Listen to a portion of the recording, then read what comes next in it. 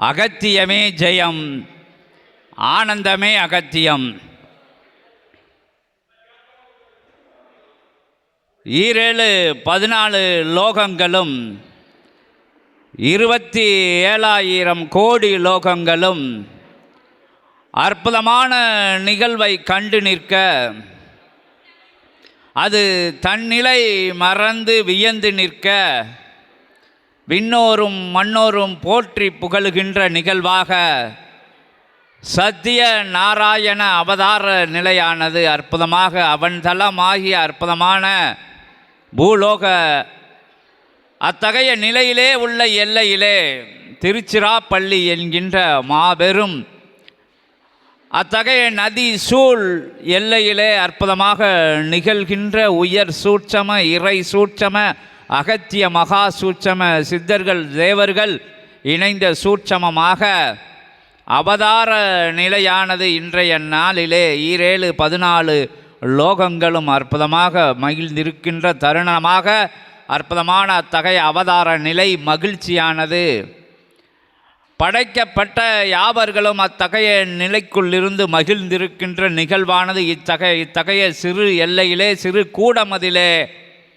பிரபஞ்சத்தின் எதிரொலியாக பிரபஞ்சத்தின் அற்புதமான அத்தகைய நிகழ்வாக அனைத்து முகங்களும் மலர்ந்திருக்கின்ற அற்புதமான நிகழ்வானது அத்தகைய சத்திய பெருமானின் சத்திய நாராயண பெருமானின் அற்புதமான அத்தகைய திருமுக மலர்ச்சியை சீடர்களிடம் சிவசித்தனிடம் அற்புதமான நூல் தாங்கிய சீடம் இணையாலும் துணையாலுமாக அற்புதமாக மழலையர்களாக வந்து தெய்வீக தன்மையை தங்களுக்குள் தாங்கி நிற்கின்ற அத்தகைய தளிர்களின் முக நிலையிலும் காண முடிகின்றது உயர் இறை சூட்சமமாக என்பதை ஒவ்வொரு நிலை கொண்ட சரணாகதி கொண்ட சீடர்களுக்குள்ளும் அற்புதமாக இறை கணங்களெல்லாம் உள்புகுந்து குடி புகுந்து அற்புதமாக இத்தகைய சற்சங்க விழாவினை ஒவ்வொரு நொடி பொழுதும் ஒவ்வொரு கணம் வந்து அற்புதமாக அத்தகைய தேக நிலைகளிலே அமர்ந்து காண்கின்ற நிகழ்வாக இன்றைய நிகழ்வு நிகழ இருக்கின்றது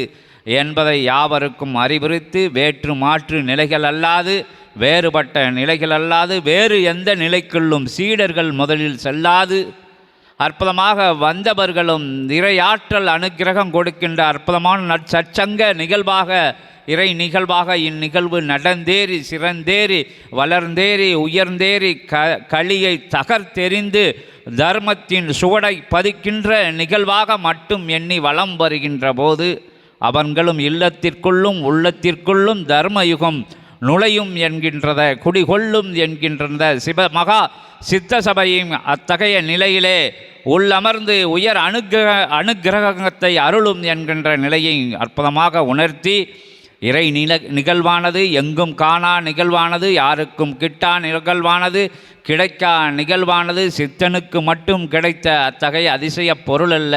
காண்பவர்கள் யாவரும் வணங்கி நிற்கும்போது உயர் சரணாகதி கண்டு நிற்கும் யாவருக்கும் அத்தகைய அற்புதமான ஈடு இணையில்லாத இறை பரிசு சொந்தமாக்கப்படும் சொந்தமாக்கி கொள்வீர்கள் வழங்கப்படும் வழங்கி வழங்கி மகிழ மட்டுமே இத்தகைய அரிய பயணமானது அற்புத பயணமானது ஈடு இணையில்லாத இறை பயணமானது இல்லங்கள் தேடி கிளை சபைகள் நாடி அற்புதமான எல்லைகள் வளம் வந்து உங்களை அனைவரையும் சந்தித்து கொடுக்கின்ற நிகழ்வாக அனுக்கிரகங்கள் கொடுக்கின்ற நிகழ்வாக அற்புத பரிசு கொடுக்கின்ற நிகழ்வாக இறை பொக்கிஷத்தை உங்கள் கரங்களிலே நீங்கள் கண்ட வந்த பாதையிலே கொண்டு வந்த நல்நிலைக்கு நல் சரணாகதி நிலைக்கு கொடுக்கின்ற நிகழ்வாக வந்து அமர்ந்து நிகழ்த்துகின்ற அற்புதமான சற்சங்க நிகழ்வு எங்களுக்கு ஆனது அல்ல, இது உங்களுக்கு ஆனது என்கின்ற அற்புதமான உயர் உண்மைதனை உயர் சூட்சமத்தினை உங்களுக்கு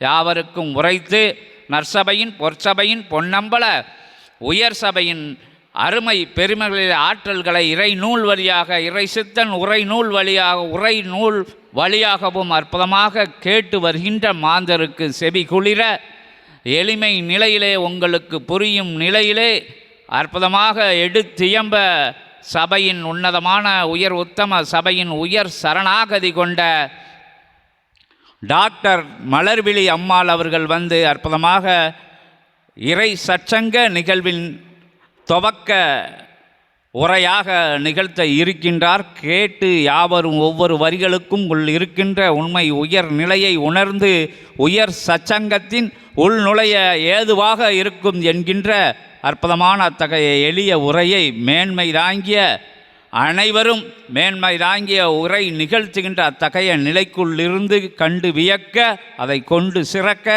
யாவரையும் பணித்து அமர்கிறோம். அகத்தியமே ஜெயம், ஆனந்தமே அகத்தியம். அகத்திய பெருமான் அற்புதமாக அமர்ந்து என்னது ஓம் சிவமகா வாழைச்சித்தர் திருவடிகள் போற்றி. ஓம் சிவமகா வாழைச்சித்தர் திருவடிகள் போற்றி. ஓம் சிவமகா வாழைச்சித்தர் திருவடிகள் போற்றி. ஓம் அகதீஷாய நமக. ஓம் அகதீஷாய நமக. ஓம் அகதீஷாய நமக. ஓம் அன்னை சக்தி தேவியே போற்றி. ஓம் அன்னை சக்தி தேவியே போற்றி. ஓம் அன்னை சக்தி தேவியே போற்றி. ஓம் விஸ்வமித்ர மகரிஷியே போற்றி. ஓம் விஸ்வமித்ர மகரிஷியே போற்றி. ஓம் விஸ்வமித்ர மகரிஷியே போற்றி. ஓம் 14 சித்தர்களே போற்றி. ஓம் தேவ கணங்களை போற்றி. ஓம் மூவேந்தர்களை போற்றி. இந்த அற்புதமான திருச்சி சத்சங்க விழாவிலே ஆனந்த கூத்தாடி அமர்ந்திருக்கும் தேவ கணங்களும் சித்த கணங்களும் அதிர்தான்னு பார்த்துக்கோங்க. சூட்சும நிலையில் இங்கு வந்து சேர்ந்திருக்கும் மிக பிரம்மாண்டமான ஒரு சத்சங்க விழாவாக இன்று திருச்சி மாநகரிலே இது நடந்து கொண்டிருப்பது நமக்கெல்லாம் மிக ஒரு பேரின்ப விழா. இன்று இந்த நிலையில் திருச்சி அப்படிங்கிறத பற்றி நம்ம சொல்லணும் அப்படின்னா இது மிக ஒரு ஆன்மீக தலம். 2000 ஆண்டுகளுக்கு முன்பாகவே விழாக்களும் கோவில் திருவிழாக்களும் கோலாகலங்களும் எங்கெங்கும் இந்த இறைவனுடன் சங்கமித்து இருந்தார்கள் திருச்சி மாநகர மக்கள் என்று சங்க இலக்கியங்களிலெல்லாம் நம்ம பார்க்கும்போது தெரியுது. அவ்வளவு ஒரு அற்புதமான இந்த இடம். இந்த இடத்திலே நம்ம இருக்கக்கூடிய தாயுமானவர் திருச்சி மக்களுக்கு சொல்ல வேண்டியதில்லை. இருந்தாலும் நாம் இந்த இடத்துல இருக்கிறோம் அப்படின்னா தன்னுடைய பக்திக்கு ஒரு தேவை அப்படிங்கும்போது ஒரு தாயாக வந்து அந்த பிரசவ நேரத்தில் சிவனே இறங்கி வந்து அவங்களுக்கு செஞ்சுருக்காங்க அப்படின்ற ஒரு அற்புதமான தலம். அந்த அளவுக்கு மக்களோடு இணைந்து இருந்திருக்காங்க. சிவன் அப்படின்னா வந்து அவங்க வீட்டில் ஒரு ஆள் மாதிரி ஐயா அப்படின்னா வந்து அவங்களே வந்து தாயாக வந்திருக்காங்க. அந்த மாதிரியான வழிபாடுகள் அப்படின்னு சொல்லலாம். நிறைய வழிபாடுகள் இருக்குது. சைவம் இருக்குது, வைணவம் இருக்குது, சக்தியை வழிபடக்கூடிய சாக்தம் அப்படிங்கிறது இருக்குது, அப்புறம் முருகனை மட்டும் வழிபடக்கூடிய கௌமாரம் இருக்குது, அதுக்கப்புறம் சௌரம் அப்படின்னு சொல்லக்கூடிய சூரிய வழிபாடு இருக்குது. எல்லா காணாபத்தியம்னு சொல்லக்கூடிய கணபதியை வழிபடக்கூடிய முறை இருக்குது.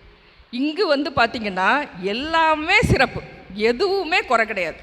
சைவம் சிவனுடைய தலம், அதாவது ஒரு நீர்த்தலம் அப்படின்னு சொல்லக்கூடிய திருவானைக்காவலில் அகிலாண்டேஸ்வரி அம்மா இன்றைக்கி ஆசி கூட அவங்க தான் கொடுத்துருக்காங்க.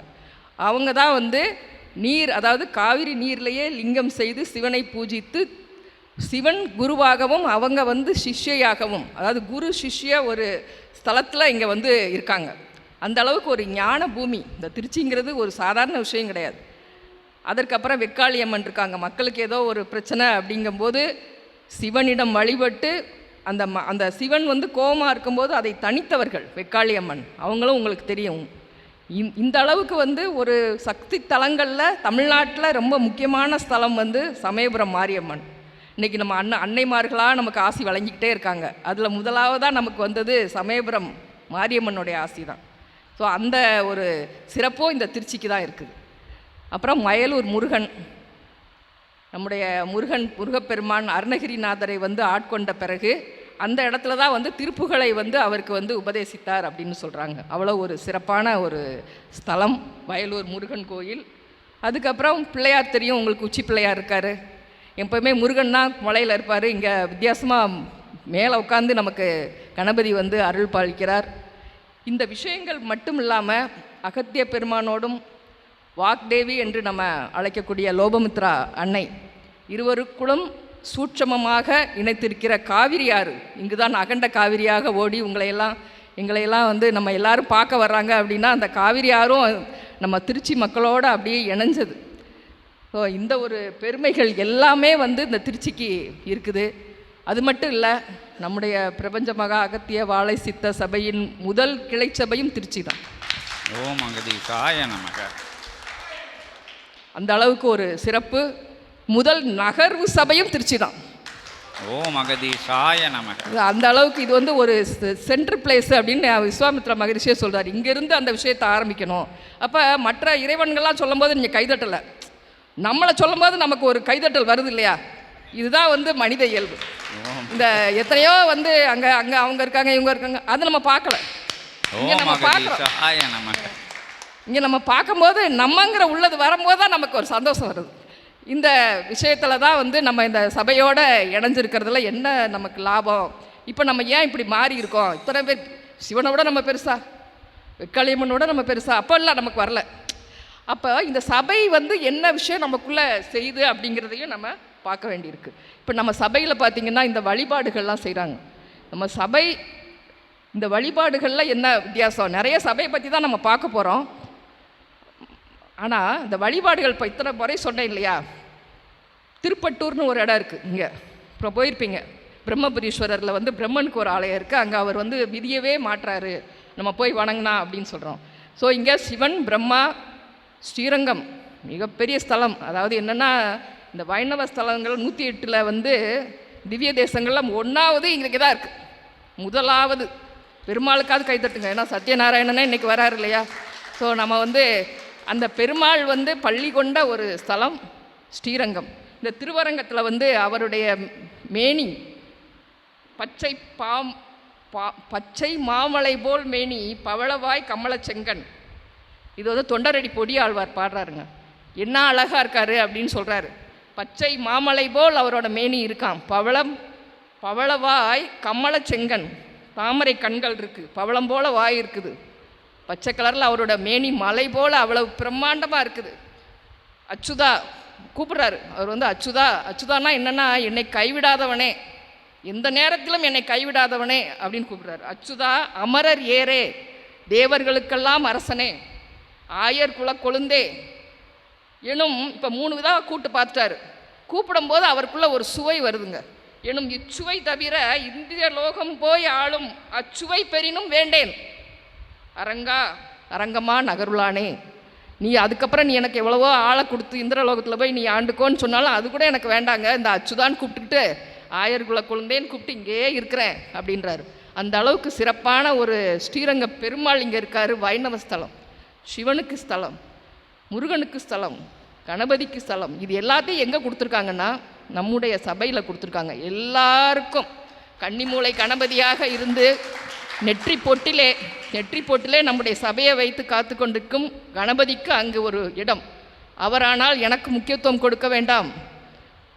மிகப்பெரிய சிவனின் வடிவாக இருக்கக்கூடிய வாழை சித்தர் நாமத்தையும் அகத்தியர் நாமத்தையும் சொன்னாலே போதும் என்று சொல்லிட்டு அமைதியாக உட்கார்ந்துருக்கிறார்.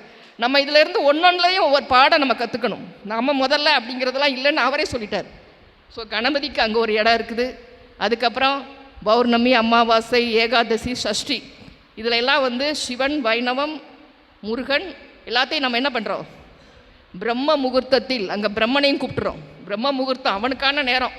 அந்த முகூர்த்தத்தில் வாழை தேவிங்கிற ஒரு சக்தியை பெற்ற நம்முடைய வாழை சித்தர் அந்த பூஜைகளை நடத்துகிறார். சக்தி அங்கே இருக்காங்க. முக்கியமாக கடைசியில் சூரிய வழிபாடு சொல்லி தான் அந்த ஒவ்வொரு பூஜையும் முடிக்கிறோம் இல்லையா? ஆதித்ய வழிபாடு பண்ணி ஓம் ஆதித்யாய நமக சொல்கிறோம். எப்போ நம்முடைய கலாச்சாரத்தில் இருக்கக்கூடிய 6 வகையான வழிபாடுகளையும் முறைப்படி மனிதர்களால் அல்ல, இறை பெருமக்களால் அகத்திய பெருமான் காட்டிய நியதிப்படி, வழிப்படி, ஆகம விதிப்படி 1-2 நாட்கள் அல்ல 30 வருடங்களுக்கு மேலாக நடந்து கொண்டு வருகின்ற ஒரு மகா பெரிய ஒரு சபை தான் நம்முடைய. ஏன்னா இது வந்து சாதாரணமான விஷயம் இல்லை. நம்ம வந்து பண்ணலை, அந்த விஷயத்தை நம்மளே பண்ணலை. ஸோ இந்த மாதிரி நடந்துக்கிட்டு இருக்கிற ஒரு இடத்துக்கு நம்ம போகிறோம். ஏதோ நம்ம யாராவது சொல்லியோ இல்லை ஏதாவது நம்ம சாதனங்கள் மூலமாக கேள்விப்பட்டோ போகிறோம். ஸோ நம்ம அப்படி போயிருக்கும்போது அங்கே என்ன நடக்குது, அங்கே என்ன சொல்கிறாங்க, அதை நம்ம எப்படி புரிஞ்சுக்கிறோம், இதை வந்து நம்ம வந்து கொஞ்சம் பார்க்க வேண்டியிருக்கு.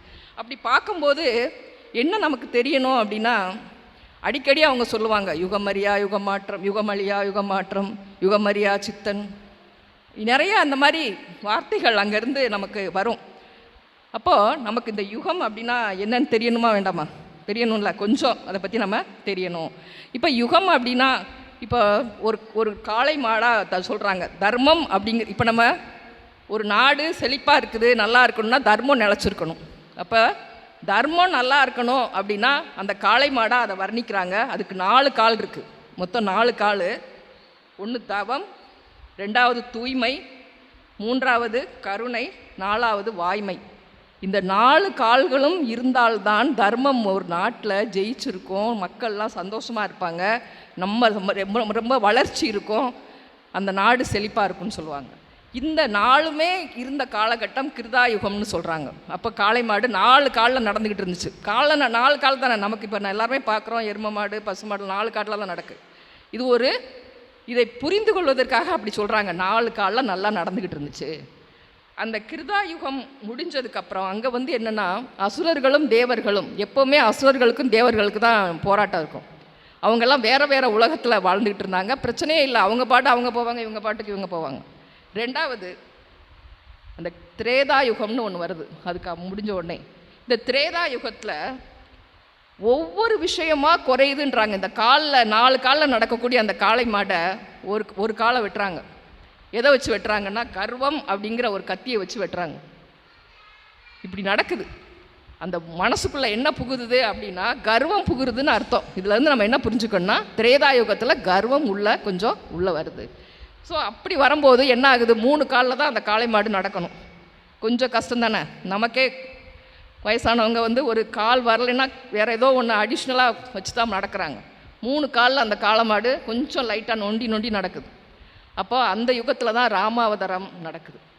அப்போ ராமன் உங்களுக்கு தெரியும், ராவணன் எங்கே இருந்தான், இலங்கையில் இருந்தான். ராமன் வந்து பாரத தேசத்தில் இருந்தாங்க. அவங்க வந்து போய் அந்த அரக்கனை கொன்று அமைதியை நிலைநாட்டினாங்க. ஸோ 2 கால். அடுத்தது வருது துவாபர யுகம். துவாபர யுகத்தில் இன்னொரு காலையும் என்ன ஆகுறாங்க, வெட்டுறாங்க. இப்போ திரேதா யுகத்தில் 3 காலில் தான் இருந்துச்சு, தவம் போயிடுச்சு. துவாபர யுகத்தில் ஆசை அப்படிங்கிற கத்தியை எடுத்து திரும்பி வெட்டுறாங்க. 2வது அடுத்த காலை வெட்டிட்டாங்க. அப்போ மொத்தம் மிச்சம் எத்தனை இருக்குது?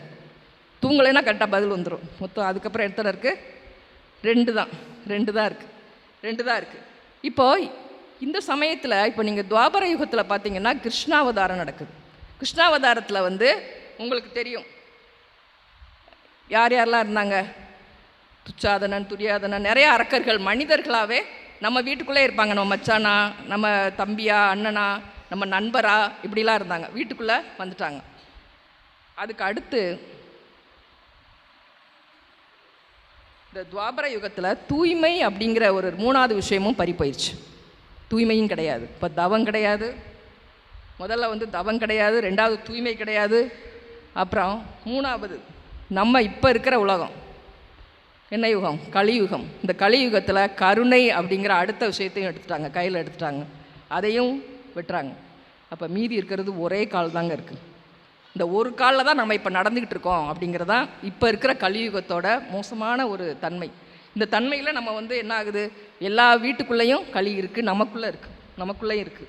இந்த களி அப்படிங்கிற விஷயம் நமக்குள்ளேயும் வந்துருச்சு.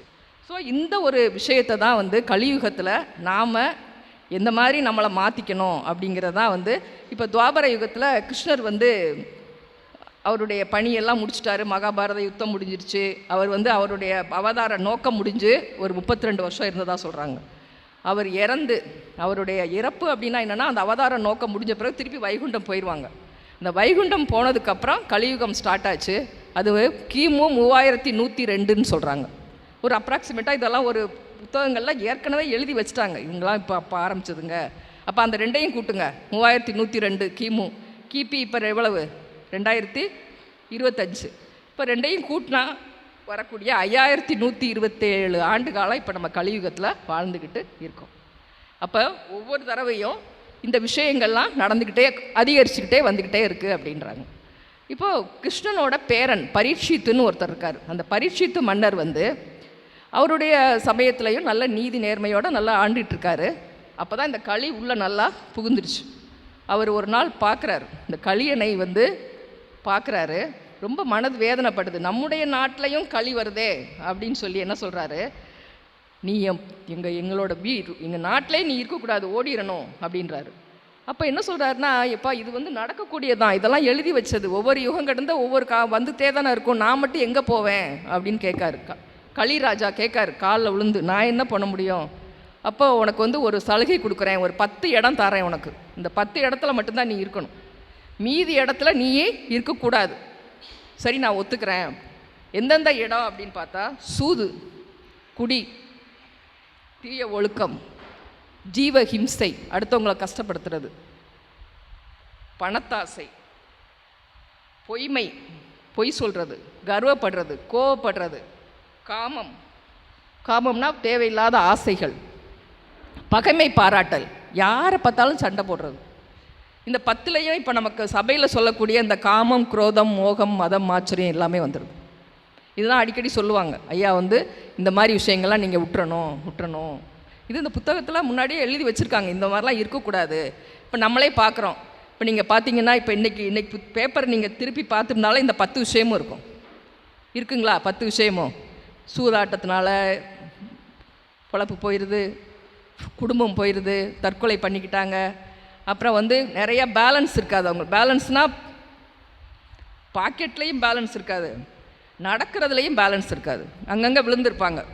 இப்போ நீங்களே பார்ப்போம், நம்ம நார்மலாக ஒருத்தருக்கு ஆக்சிடெண்ட்டாக இல்லை ஏதோ ஒரு ஹார்ட் அட்டாக்கில் படுத்திருந்தா கூட நம்ம என்ன நினைப்போம், இப்போ என்ன நினைக்கிறோம், நம்ம என்ன நினைக்கிறோம், குடிச்சிட்டு இருக்கிறாரு போல் அப்படின்னு நினச்சிட்டு அவங்களோட உயிரை கூட நம்ம காப்பாற்றுறதில்ல. ஏன்னா ஏற்கனவே கருணை கட்டாயிடுச்சு, நமக்கு கருணையும் கிடையாது இந்த கலியாகலத்தில். இப்போ வாய்மைன்ற ஒரு விஷயம் மட்டும் மிஸ் ஆகி நம்ம கொஞ்சம் இருக்கோமா, அதுலேயும் பெர்சன்டேஜ் தான். இப்போ நான் இருக்கேன்னா நான் ஒரு 10% உண்மை பேசுவேன், இன்னொருத்தர் ஒரு 15 உண்மை பேசுவார், மீதியெல்லாம் போய் தான். 100% உண்மை பேசுகிறவங்கன்ட்டு யாரும் கிடையாது. அந்த வாய்மையும் ஒவ்வொருத்தருக்கும் ஒவ்வொரு சதவிகிதத்தில் வாழ்ந்துக்கிட்டு இருக்குது. இவ்வளோ தான் நம்ம வந்து இருக்கிறோம். அதோட இன்றைக்கி வந்து இருக்கக்கூடிய ஏழை பணக்காரர் அப்படிங்கிற வித்தியாசம், பணம் இருந்தால் அவனை பெரிய ஆளாக கொண்டாடுறது, பணம் இருந்தால் ஒருத்தர் தலைவராகிடலாம், பணம் இருந்தால் ஒரு இடத்துல முக்கியத்துவம் கிடைக்கும், பணம் இருந்தால் இந்த ரெட் கார்பெட் விரிப்பீங்க. நம்ம சபையில் தான் எல்லாருக்கும் ரெட் கார்பெட் விரிச்சிருக்கோம், பார்த்தீங்களா? வெளியில் ரெட் கார்பெட்னால் இந்த சிவப்பு கம்பள விரிப்பு, பணம் இருக்கிற இடத்துல மட்டும்தான் இன்றைக்கி கிடைக்குது. ஸோ இந்த மாதிரியான விஷயங்கள்லாம் பணத்துக்கு ஒரு முக்கியத்துவம் கொடுக்கறது. நம்ம முக்கியமாக இன்றைக்கி நினைவாற்றல், ஆயுள் எல்லாமே இந்த கலியுகத்தில் குறையுன்றாங்க, குறைஞ்சிக்கிட்டே வருது. நம்மளே பார்க்குறோம். இப்போ நம்ம ஃபோன் நம்பர் வெளியில் போனோடனே நமக்கு ஏதோ ஃபோன் மிஸ் ஆயிடுச்சு அப்படின்னா நம்ம வீட்டில் உள்ளவங்க நம்பர் நமக்கு தெரியாது, சில பேருக்கு அவங்க நம்பரே தெரியாது. தெரியுமா? இதெல்லாம் நடந்திருக்கா? பதட்டம் வந்துடுது. ஏன்னா அதை நினைவில் வச்சுக்கிற அளவு கூட இன்றைக்கி வந்து நமக்கு இன்றைக்கான காலகட்டத்தில் நினைவாற்றல் எல்லாமே குறையுது அப்படின்னு சொல்கிறாங்க. ஸோ பொய்மை தான் அரசாட்சி செய்யுது. இப்போ நமக்கு இப்போ இந்த மாதிரி சபையை தேடி நம்ம வர்றோம் அப்படின்னா பொய், அதாவது போலி அரசியல்வாதி, போலி மருத்துவர்கள், போலி சமயவாதிகள், போலி குருமார்கள், இந்த மாதிரி விஷயங்களில் நம்பிக்கை வரும். உண்மையான இருப்பாங்கள்ல, அவங்க மேலே நம்பிக்கை வராது. இதுதான் இன்றைக்கி இருக்கிற விஷயம். அதுலேயும் மீறி நம்ம இத்தனை பேர் வந்து உட்காந்துருக்கோம். உண்மையை தேடி இது உண்மைதான் அப்படின்னு நம்பி வர்றோன்னா இந்த கலியுகத்தில் பெர்சன்டேஜ் ரொம்ப ரொம்ப குறைவு. இதுதான் சொல்கிறாங்க. இந்த பொய் மட்டும் அரசாளும். பொய்னா நம்ம பிடிக்கும், நமக்கு பொய் பிடிக்கும், அங்கே போய் நம்ம சேர்ந்துருவோம். ஸோ இந்த மாதிரி நம்ம வந்து இருக்கக்கூடிய இந்த காலகட்டத்தில்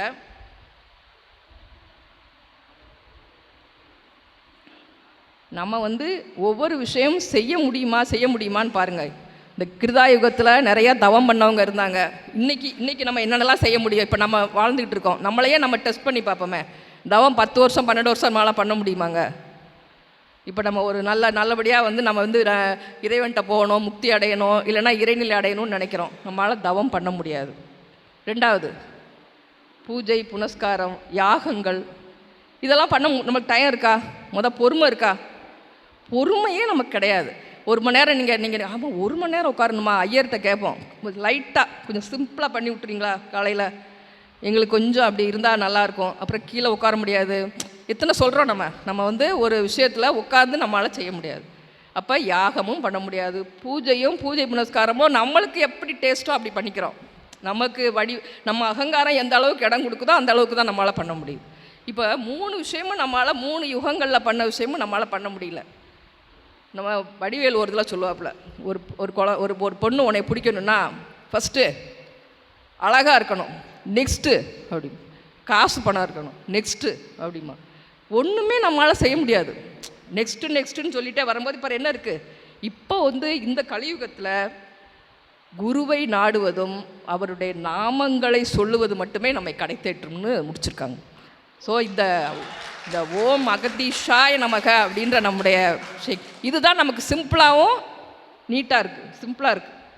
அதை பண்ணாலே போதும். கலியுகம்னா நீ இதையாவது செய். கலியுகத்தில் நாமங்களை சொல்வது நமக்கு, ஏன்னா பலன் அப்படின்னா நீங்கள் கிருதாயுகத்தில் எல்லாரும் நல்லவங்க, எல்லாருமே நல்லவங்க. 10 வருஷம் பண்ணிட்டு வா அப்படின்னு கடவுள் சொல்லிடுவாராம். ஒரு 10 வருஷம் தவம் இருந்தால் தான் அவனை பார்க்க முடியும். அதுக்கு அடுத்தக்கூடிய திரேதா யுகத்தில் 1 வருஷம் தவம் இருந்தால் அந்த பலன் அடையலாம். துவாபர யுகத்தில் 1 மாதம் இருக்கணுமா. இப்போ இருக்கிற கலியுகத்தில் 1 நாள் 1 பொழுது, அதான் அகத்திய பெருமான் சொல்லுவாங்க, ஒரே ஒரு நாளிகை நீங்கள் இந்த மாலை போட்டாலே போதும் அப்படின்லாம் ஒரு சலுகை கொடுத்துக்கிட்டே வந்தாங்க. ஏன்னா நீ மனதார நினைக்கிறியா, நீ கரெக்டாக இருக்கியா, ஒரு நொடி போதும்ட்டாங்க கடைசியில், ஒரே ஒரு வினாடி அப்படின்ற அளவுக்கு இந்த ஒரு சிம்பிளிசிட்டி நமக்கு சபையில் வேறு எங்கேயும் கிடையாது. உண்மையான ஒரு ஆன்மீகத்தை உணர்த்துவது தான் நம்முடைய சபை. அதனால தான் எப்போவோ அந்த பாகவத புராணத்தில் எழுதி வச்ச விஷயங்களை எல்லாம் இன்னைக்கு இம்ப்ளிமெண்ட் பண்ணக்கூடிய சபை அப்படின்னா வேறு எங்கேயும் கிடையாது. நம்ம இங்கே தான் வந்தாகணும். ஸோ இப்போ நம்ம எங்கே இருக்கார் கடவுள் அப்படின்னு தேடி பல இடங்கள் போகிறோம். நமக்கு தெரிய முடியல, கண்டுபிடிக்க முடியல. அதனால தான் சிவபாக்கியர் ஒரு பாடல் பாடுறாரு. ஓடி ஓடி ஓடி ஓடி உட்கலந்த ஜோதியை தேடி தேடி தேடி தேடி நாட்களும் கடந்து போய் வாடி வாடி வாடி வாடி மாண்டு போன மாந்தர்கள் கோடி கோடி கோடி கோடி எண்ணிறந்த கோடியே. எவ்வளோ பேர் செத்துக்கிட்டே போயிட்டுருக்கா, நீ அது மாதிரி போறியா? இதே உனக்குள்ளே தான் இருக்குது. ஃபஸ்ட் லைனில் ஆன்சர் கொடுத்துட்றாரு. உட்கலந்த ஜோதியை அதை காண்பதற்காக நமக்கு வழிகாட்டிகிட்டு இருக்காங்க. சபையில் தான் நமக்கு உனக்குள் இறைவன் இருக்கிறான், அதை நீ கண்டுபிடி. ஸோ நல்ல விஷயம் அப்படின்னா உண்மையான இன்னைக்கு சிறு கைங்கரியம், சிறு விஷயத்தை செய்தால் கூட இந்த இறை அனுகிரகங்கிறது நிறையா வெயிட் பண்ணிக்கிட்டு இருக்கு. நீங்கள் வந்தீங்கன்னா கிடைக்கும். அதை நம்ம நல்ல விஷயமா, அதாவது கலியுகத்தில் ஒரு நல்ல விஷயம் அப்படின்னா இதுதாங்க. நம்ம ரெடியாக வந்துட்டோம்னா அது உடனே கிடச்சிது. ஸோ நம்ம கஷ்டப்பட்டு அந்த கிருதாயுகத்தில் 12 வருஷம் பண்ணுறதுக்கு இன்றைக்கி ஒரு நாள் பண்ணிடலாமே அப்படிங்கிறது தான் இன்றைக்கி நமக்கான கேள்வி. அதுக்கு நம்ம ரெடியாக வந்துடுறோமா அப்படின்னு தான் பார்க்குறாங்க. ஸோ இந்த விஷ்ணு அவதாரம் இந்த களியெல்லாம் முத்திருச்சு.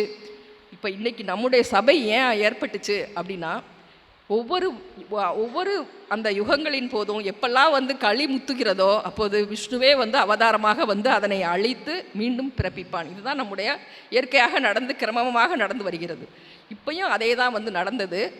ஆனால் அந்த இடத்தில்தான் ஒரு சின்ன ஒரு மாற்றம், ஒரு சின்ன ஒரு பிரபஞ்சமே ஒரு முடிவு பண்ணுது. என்ன பண்ணுறாங்க அப்படின்னா, இந்த யுகம் அறியா தவச்சித்தன் அப்படின்னு நம்முடைய வாழைச்சித்தர் 11 அதாவது என்னென்னா கோடி யுகங்கள் இவர் தவம் பண்ணிக்கிட்டே இருக்கார், தவம் பண்ணி இருக்கிறாரு. ஆனால் யாருக்குமே தெரியாது. அதுதான் முக்கியம். யுகம் அறியா அப்படிங்கிறது என்னென்னா யாருக்கும் தெரியாமல், யாரும் அறியாமல் அந்த தவத்தை செய்து கொண்டே இருக்கக்கூடிய தவப்பயனை பெற்று அதை இந்த களியை அழிப்பதற்காக அவர் உபயோகப்படுத்துவதற்காக நினைக்கிறார். இது இப்படி நினைக்கும் போது, இப்போ ஒரு நோக்கம் பெரிதாக இருக்கும்போது, உள்ளுவதெல்லாம் உயர் உள்ளல்னு வள்ளுவர் சொல்கிறார். ஒரு நோக்கம் பெரிதாக இருக்கும்போது இந்த பிரபஞ்சமே அதற்காக இயைந்து வருகிறது. அப்போ விஷ்ணு அதற்கான ஒரு அழிக்க வேண்டாம் அப்படிங்கிறத மிகப்பெரிய விஷயமாக அவங்க ஏற்றுக்கிறாங்க. அதுதான் இறை அப்படின்னா நல்ல விஷயம்னா உடனே யார்கிட்ட இருந்து வந்தாலும் அவங்க ஏற்றுக்கிறாங்க. அந்த அவதாரத்தை நிறுத்தி யுகத்தை மாற்றுவோம், அழிக்க வேண்டாம், எந்த உயிர்களையும் அழிக்க வேண்டாம் என்ற கருணையே வடிவானவராக உருவானவராக வந்தவர் தான் நம்முடைய வாழைச்சித்தர். அந்த விஷயத்தில் எந்த உயிராக இருக்கட்டும், அது ஜீவாத்மங்களாக இருக்கட்டும், நம்மை போல மனிதர்களாக இருக்கட்டும், ஒரு எந்த ஒரு சின்ன ஒரு அதாவது ஓர் உயிரி இரண்டு உயிர்லாம் சொல்கிறாங்க. அதாவது ஓர் அறிவு, இரண்டு அறிவு, மூவறிவுன்னு வந்து தான் இப்போ நமக்கு 6 அறிவு இருக்குது. எல்லா உயிர்களுக்கும் கருணை காட்ட வேண்டும், அழிக்கவே வேண்டாம் அப்படின்னு சொல்லி அவர் சொல்கிற ஒரு விஷயத்தை ஏற்றுக்கொண்டு இப்போ அப்படி இருக்கும்போது தான் இந்த அழித்தல் சக்தியை விட்டு வெறுமனே காத்தல் சக்தியை மட்டும் கையில் எடுத்துக்கிட்டு இந்த எல்லா உயிர்களும் செழித்து மேலோங்க வேண்டும் என்ற ஒரு விஷயத்தினால இந்த அவதாரம் சிவ அவதாரமாக இந்த ஒட்டுமொத்த அதாவது இதுவரைக்கும் வந்த விஷ்ணு அவதாரங்களோட எல்லா சக்தியையும் தாங்கி சிவனுடைய வடிவத்தில் இந்த ஒரு அவதாரம் வந்து நிகழ்த்தப்படுகிறது. அது வண்டானம் எல்லையில் நமக்காக ஒரு அவதாரம் எடுத்து நாமெல்லாம் அறியாமல் ஒரு 30 வருடங்களாக அகத்திய பெருமானின் ஒரு வழிகாட்டுதலோடு அது வளர்க்கப்பட்டு இப்போ நீங்கள் பார்த்தீங்கன்னா வெளியில் தெரியாமல் இருக்கிறதுனால அது வந்து இதுவரைக்கும் தெரியலை அப்படிங்கிறதுனால என்ன நடந்ததை நம்ம புரியாமல் இருக்கக்கூடாது. இப்போ மூங்கிலாம் பார்த்தீங்கன்னா 5 வருடம் வளரவே வளராது. அதற்கப்புறம் மடமடன் வளர்ந்து நம்ம எவ்வளவோ உயரத்துக்கு போயிடும்னு சொல்லுவாங்க. அந்த மூங்கில் போல அதனை வேர் விட்டு அது பல இடங்களில் வந்து பரவணும் அப்படிங்கிறதுக்காக அவர்கள் இருவரும் நிழலுக்குள் நிழலாக இருந்து வளர்த்து உயிரையே கொடுத்து தன்னையே வழங்கி வளர்த்த சபை தான் வந்து நம்முடைய பிரபஞ்ச மகா அகத்திய வாழை சித்த சபை.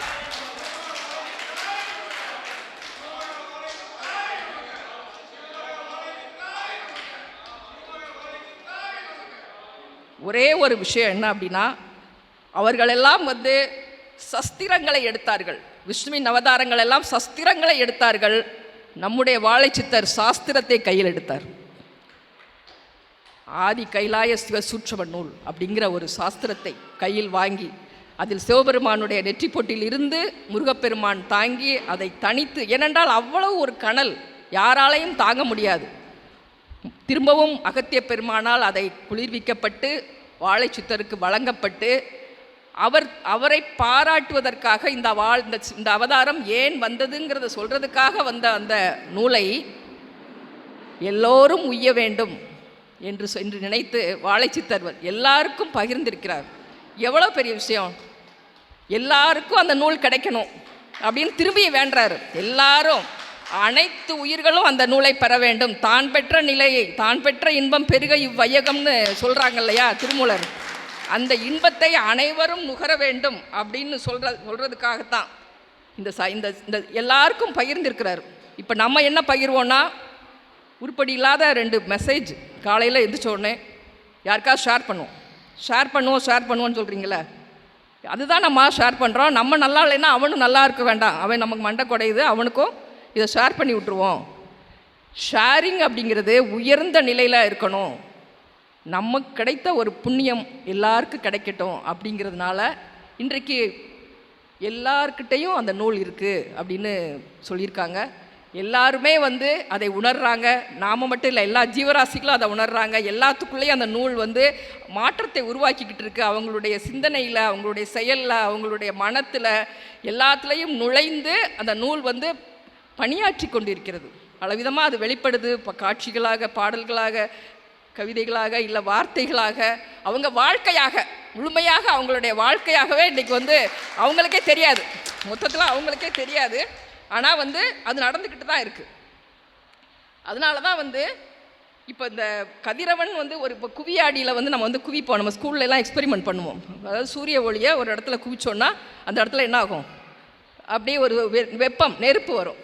அப்படித்தான் இந்த பிரபஞ்ச ஆற்றலை எல்லாம் ஒரே புள்ளியில் குவித்து நம்முடைய சித்த சபையை உருவாக்கியிருக்காங்க. எல்லா ஆற்றலும் அங்கே வந்துடுச்சு.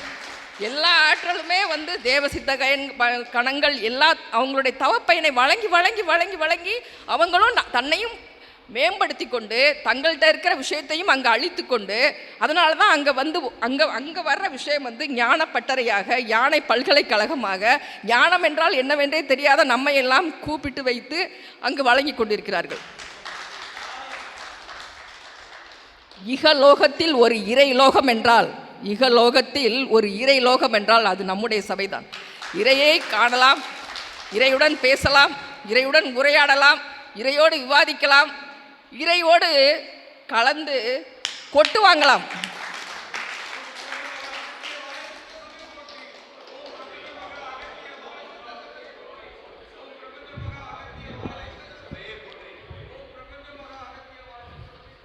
ஓம் அகதீஷாய நமக. ஓம் அகதீஷாய நமக. ஓம் அகதீஷாய நமக. ஓம் அகதீஷாய நமக. பிரபஞ்ச மகா அகத்திய வாழை சித்த சபை போற்றி போற்றி. அஷ்டமா சித்துக்கள்னு சொல்லுவாங்க. அனிமா, மகிமா, லகிமா, கரிமா, பிரகாமியம், அதாவது வசித்துவம், ஈசத்துவம், இதெல்லாமே வந்து பெருசாக்குறது, லேசாக்குறது, பறக்கிறது, பல சித்துக்கள். இந்த சித்துக்களையே விட பெரிய பெரிய மகா பெரிய சித்தனாக நமக்கு இருக்கிறவர் நம்முடைய வாழை சித்தர். அதனால தான் நினைத்த நேரத்தில், நினைத்த கணத்தில், நினைத்த கணங்களை அழைத்து வந்து நம்மோடு உரையாட வைத்து நம்மை புடம் போடுகிறார். ஒவ்வொரு நாளும் உள்ள ஆசையெல்லாம் நீங்கள் பார்த்தீங்க அப்படின்னா, நம்முடைய மனதை வந்து யார் யாரை நம்ம நினச்சே பார்க்க முடியாது. அவங்கெல்லாம் வந்து நம்ம கூட பேசுகிறாங்க. எப்படிங்க முடியும்? இதெல்லாம் வாய்ப்பே கிடையாது. நமக்கு மட்டும்தான் நமக்கு ஒரு வாய்ப்பு நமக்கு கிடச்சிருக்கு. குரு வழியே இறை வழியாக நாம் வந்து இந்த வழியில் பயணிக்கணும் அப்படிங்கிறத நம்ம வந்து இதிலேருந்து நம்ம புரிஞ்சுக்கணும். உருவாய் அருவாய் உளதாய் இளதாய் மறுவாய் மலராய் மணியாய் ஒளியாய் கருவாய் உயிராய் கதியாய் விதியாய் குருவாய் வருவாய் அருள்வாய் குகனே அப்படின்னு அருணகிரிநாதர் முருகப்பெருமானை கூப்பிட்றார். குருவாய் வருவாய் அருள்வாய் குகனே. குருவாய் வந்தவர் முருகப்பெருமானை தன்னுள் ஏற்றுக்கொண்டவர், தனக்குள் ஒரு பகுதியாக கொண்டிருப்பவர் வாழை சித்தர். இவரை வணங்க நமக்கு குருவாய் இருந்து, இறையே குருவாக இருந்து நமக்கு இந்த ஒரு பெரிய ஒரு வாய்ப்பை வந்து நமக்கு கொடுக்குறாங்க. கதியாய் விதியாய் அப்படின்னா என்னென்னா, நமக்கு நற்கதியை அதற்கு எப்படி போகணுங்கிற நல் விதியை சொல்லித்தர்றாங்க. நற்கதியை தவிர மட்டுமல்ல, எப்படிலாம் நீ இருக்கணும், இருந்தால் அந்த விதிக்கு போவ, அந்த கதிக்கு போவ, எல்லா இடத்துலையும் நீ இறைவனை எப்படி பார்க்கலாம், இந்த மாதிரி வந்து எளிமையாக சொல்லக்கூடியவங்க. ஆனால் நம்முடைய மனம் என்ன நினைக்குது அப்படின்னா, சின்ன சின்ன விஷயங்கள். நம்ம ஒரு இடத்துக்கு போகிறோம், இன்றைக்கி இந்த இடத்துல வழிபாடு வச்சா இது நடந்துடும், இந்த கோயிலுக்கு போனால் இது நடந்துடும், இந்த சபைக்கு போனால் என்ன கிடைக்கும், இந்த சபையில் வந்தால் என்ன கிடைக்கும், அங்கே போனால் அது கிடைக்கும், இங்கே போனால் இது கிடைக்குமா? அப்போ என்ன ஆகுது அப்படின்னா, ராமகிருஷ்ணர் வந்து ஒரு, உங்களுக்கு தெரியும், விவேகானந்தருடைய குரு. ஒரு இதே மாதிரி ஒரு விழா நடக்குதுங்க, நம்ம நடத்துகிற மாதிரி ஒரு விழா. இப்போ விழா நடத்துதுன்னா அவங்க வந்து இனிப்புகள்லாம் வாங்கி, இப்போ நம்ம வைக்கிறோம்ல பழங்கள்லாம் வச்சுருக்கோம், அதே போல் இனிப்புகளை வாங்கி வச்சுருக்காங்க. லட்டு முத நாளே வாங்கிட்டாங்க. மறுநாள் ஃபங்க்ஷனுக்கு இப்போ நம்ம எத்தனையோ பேர் நைட்லாம் அவங்க வேலை பார்த்தீங்க, முத நாளே வாங்கி லட்டை வாங்கி வச்சுருக்காங்க. ஆனால் அங்கே என்ன பிரச்சனைனா, எறும்பு ரொம்ப அதிகம். அவங்க இடத்துல எறும்பு வந்துடும். என்னடா பண்ணுறது, எறும்பு வந்துருமே, காலையில் அதை வந்து வச்சுருக்கும் போது அதை பாதுகாக்க முடியலேன்னு அந்த சீடர்கள்லாம் கவலைப்படுறாங்க. அப்போ ராமகிருஷ்ணர் சொல்கிறாரு, ஒன்றும் கவலைப்படாதீங்கப்பா, தட்டில் லட்டை வைங்க, சுற்றி கொஞ்சோண்டு சர்க்கரை அப்படியே லைட்டாக அப்படி தூவி விடுங்க. அது என்ன பண்ணுவோம், எறும்பு அந்த சர்க்கரை தின்ட்டு ஓடிடும். அதுக்கு அப்புறமா லட்டு இருக்குன்னே அதுக்கு தெரியாது.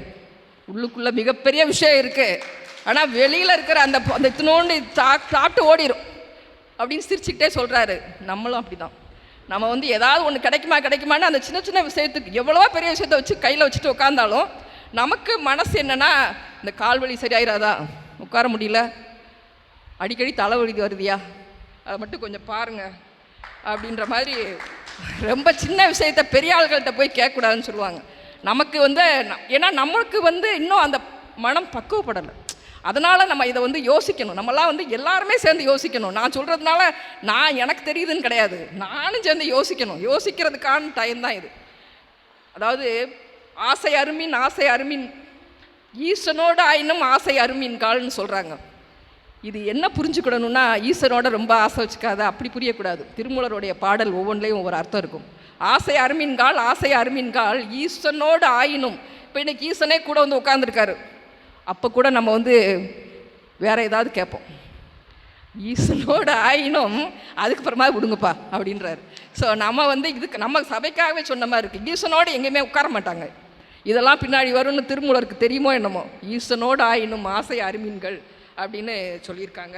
ஸோ நமக்கு வந்து சோறு முக்கியமாக, சொரணம் முக்கியமானா சோறு தான் அப்படின்ட்டு போனால் ஒன்றும் செய்ய முடியாதுல்ல. நம்ம கொஞ்சம் அடுத்த ஸ்டேஜுக்கு போகணுன்னா இதுதான் முக்கியம் அப்படின்னு நம்ம கொஞ்சம் மனசை பக்குவப்படுத்திக்கணும். ஸோ நம்முடைய சபை மாட்சி அப்படின்னா அகத்தியரை வந்து எல்லா யுகங்கள்லையும் இருந்திருக்காரு. புராணங்களில், இதிகாசங்களில், தமிழ்நாட்டில் எந்த ஒரு கோயிலுக்கு போனாலும் அவர் தடம் படாத இடமே தமிழ்நாட்டில் இல்லை. அதாவது சங்கம் வளர்த்து நம்முடைய தங்கத்தமிழை வளர்த்த சிங்கத்தமிழர் நம்முடைய அகத்தியர். ஆனால் இந்த மாதிரி புத்தகங்கள் காட்டுறது வேறு மாதிரி இருந்தாலும், இங்கே வந்து நம்ம எப்படி இருக்காரு, கருணையே உருவாக நம்ம கருணையோடு அமைதியாக பொறுமையாக நம்மெல்லாம் எப்பா இப்படி போகாதீங்க, இப்படி செய்யுங்க, எந்த ஒரு இடத்திலும் நம்ம வந்து அரவணைத்து நம்முடைய குழந்தைகளாக நம்முடைய மன்னித்து நம்ம வந்து என்ன தப்பு பண்ணாலும் அதையும் ஏற்றுக்கிட்டு எல்லா சத்சங்கங்கள்லையும் விடாமல் ஞானமழை பொழிந்து நம்மை குளிர்வித்து மீண்டும் மீண்டும் நாம் வந்து தப்பு பண்ணாலும் நம்மளை கூட்டி உட்கார வச்சு பேசி இவர் இங்கே வந்து இருக்கக்கூடிய ஒரு நிலை அப்படிங்கிறது எல்லாருக்கும் கிடைச்சிடாது.